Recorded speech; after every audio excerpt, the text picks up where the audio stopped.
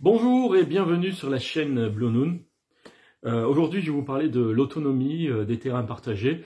Et avant ça, je voulais juste préciser une deuxième fois que mon camion n'est pas en VASP, donc caravane, camping-car, mais que j'ai réussi à passer le contrôle technique et que j'ai réussi à l'assurer en camping-car. C'est-à-dire que mon assurance sait que je l'utilise en tant que camping-car et qu'il est aménagé.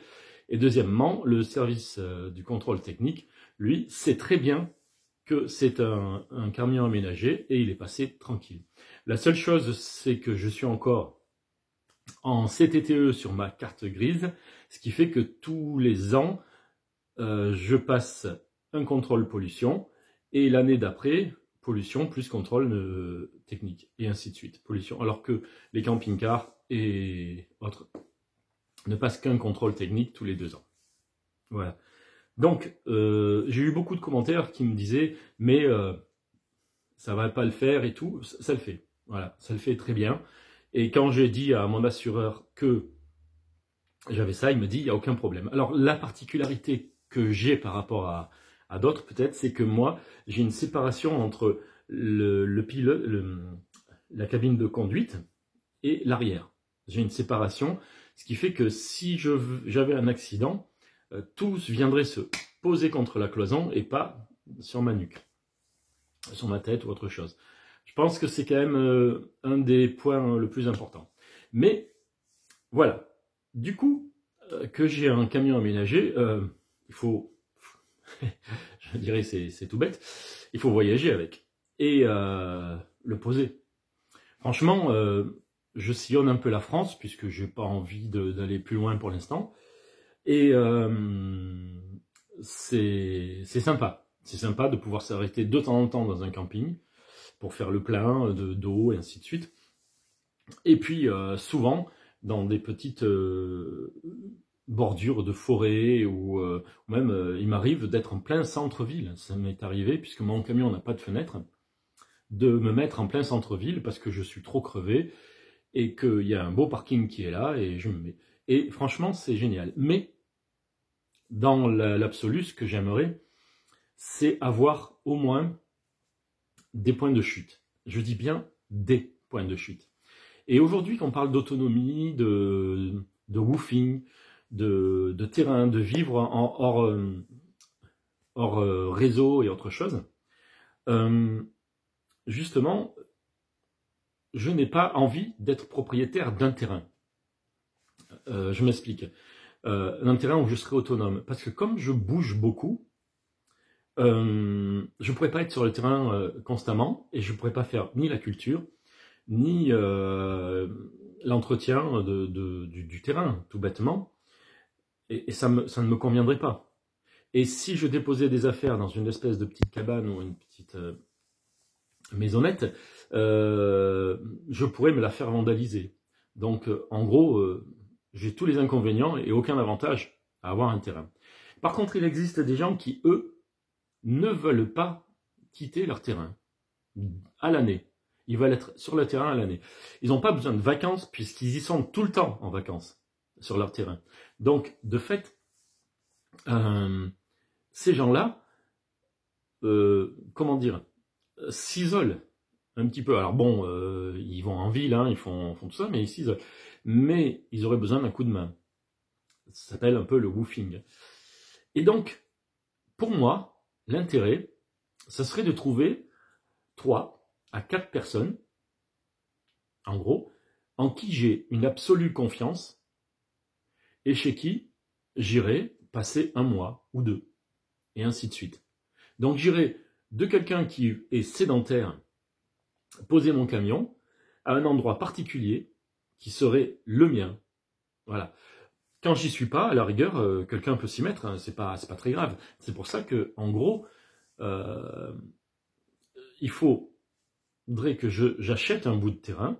Alors, je sais pas moi, 40 mètres, 100 mètres, c'est un bout au bout du monde, que je puisse mettre une petite pergola qui serait une extension à mon camion. Je poserai mon camion ici, puis à côté de la pergola, et ce qui fait que, avec une petite bâche ou autre chose, ma pergola deviendrait une autre pièce. Limite une véranda, quoi. Étant donné que je suis autonome en eau, en électricité, en tout, en chauffage, je peux très bien venir m'installer sur ce terrain sans avoir à, comment dire, à dépendre de quelqu'un. Donc, ce qui fait que je peux passer ici une semaine ou deux et voir la personne 2-3 fois par jour, ou une fois tous les 2 jours ou 3 jours, c'est pareil. Pour moi, ça revient au même. Après, j'y vais parce que j'aime la communauté aussi. J'aime discuter et surtout, je voudrais aider.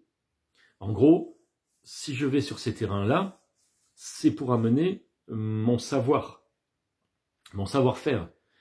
Donc, en gros, je suis bon en électricité. Je suis pas un expert, hein, mais je suis bon en électricité.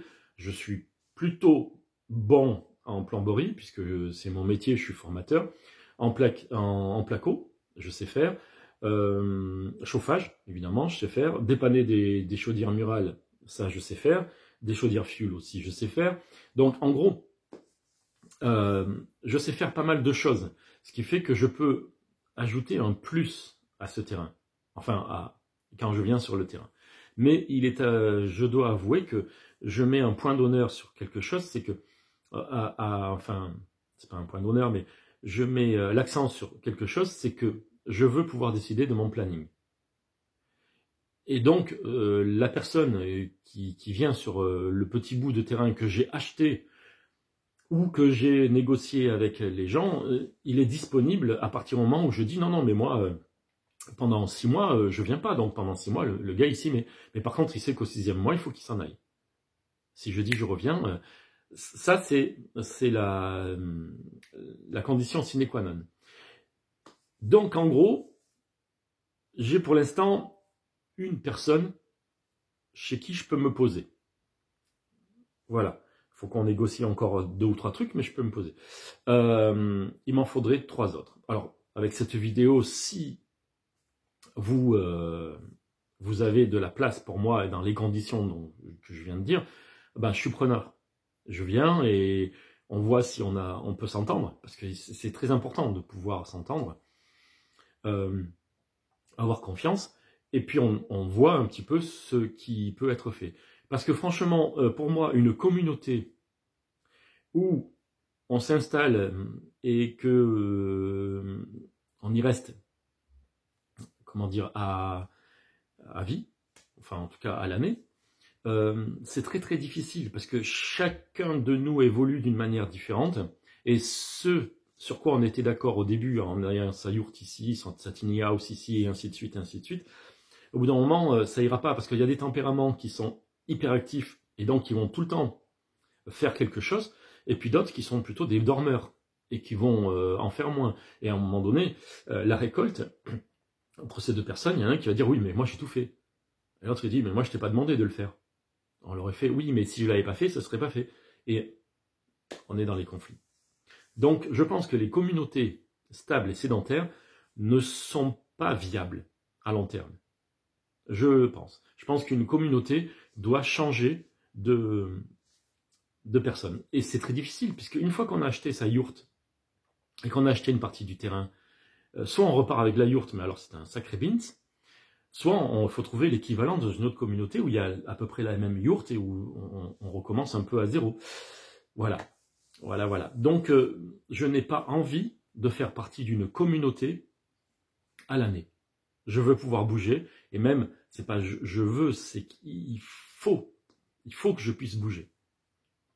Voilà, je tenais à vous parler de ça, puisque je suis en pleine recherche. Je ne suis pas encore très dispo, puisque je bosse de temps en temps, mais à la rigueur, justement, je peux être dispo, puisque quand je bosse, ben effectivement, je m'en vais. Et quand j'ai arrêté de bosser, alors, j'ai encore une maison, donc je viens dans cette maison, hein, j'y passe quand même 2-3 mois à l'année, mais après, le reste du temps, j'aimerais le passer sur des terrains qui sont plus ou moins en autonomie. Voilà, je vous ai tout dit, c'est ce que je voulais surtout dire aujourd'hui sur le VASP et sur l'autonomie. Et maintenant, si vous mettez des commentaires, je vous contacterai, ou alors vous m'envoyez un mail sur noonblue@gmail.com. Et c'est noté sur la chaîne. Si vous allez sur à propos, il y a la chaîne, il y a le mail. Donc, je vais pas m'éterniser plus, ça fait déjà 10 minutes et des poussières. Je vous laisse et à bientôt. Ciao.